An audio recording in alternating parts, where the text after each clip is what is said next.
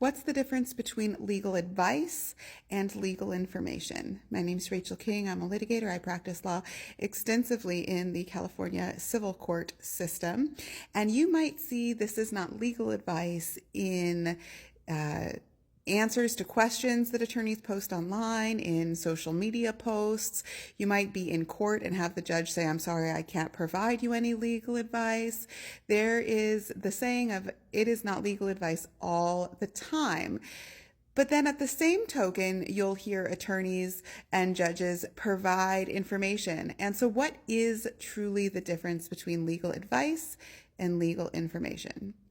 Legal information is general information about the process. So maybe what the courtroom procedures are, what the procedures are, or how to file for an eviction. And by how to, that is like, here's the packet that you would fill out if you were trying to evict somebody.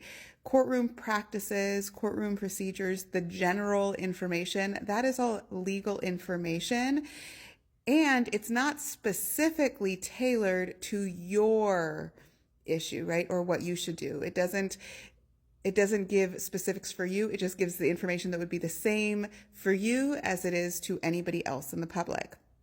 Legal advice is information or advice that's tailored to your specific situation, right? So this could be whether or not you should be filing for that eviction. Is it appropriate to file for an eviction? Or the likely outcome of your case. Will you prevail? What are the hardships? What are the benefits? Is it worth filing? Is it not worth filing? All of this is specifically tailored to your case. How do we know the difference? Because legal information, again, doesn't change from person to person. It just is what it is. However, legal advice changes based on the specific facts. Your legal advice might be different than somebody else's legal advice. So if we have somebody that's occupying a house and we want to evict them, the paperwork to file for the eviction is legal information. Whether you can file the eviction, maybe they're a legal title owner on the house, or they're a squatter, or they are a tenant that stayed over, or a tenant that's breached.